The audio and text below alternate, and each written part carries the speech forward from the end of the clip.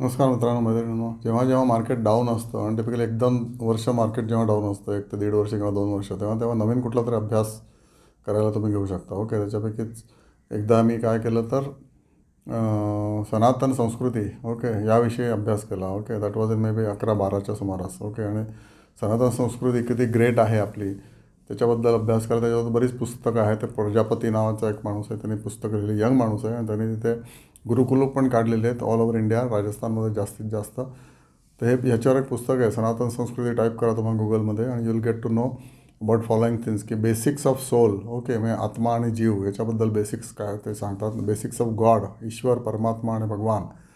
नंतर basics of demigods, की देवी देवता.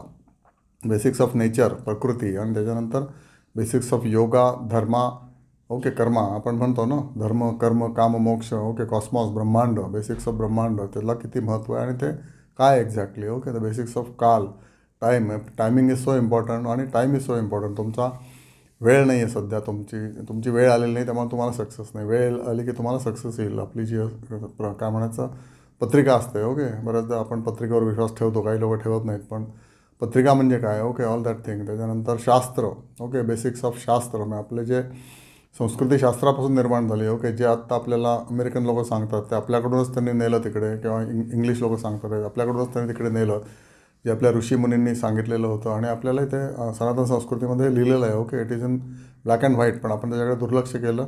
तर मोदी म्हणतात की गुलामी प्रवृत्तीमुळे आपण इंग्रजीकडे जास्तीत जास्त अट्रॅक्ट करत गेलो, आणि त्यांच्याकडनं आलं की ते सगळं चांगलं. आपल्याकडे असेल तर ते आपल्याला माहीत नसतं, किंवा no, that is all secondary kind of thing. Primary is because it is been proven scientifically by them.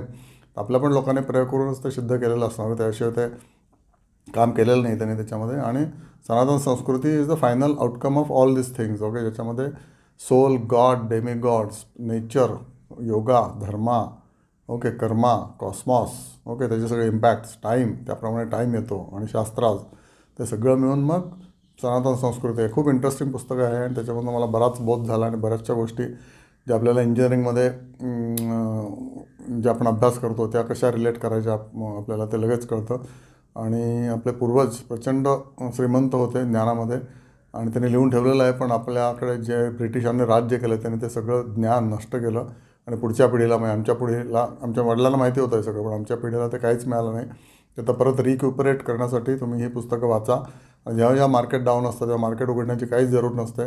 दुसऱ्या विषयांचा अभ्यास करा, आणि त्याच्यामध्ये तुम्ही at least you come to know की basics of what is happening and what you don't know much. Okay, you should find out what you don't know much. आणि parallelly market त्याचं काम करतच असतं. 1.5 वर्षामध्ये सगळं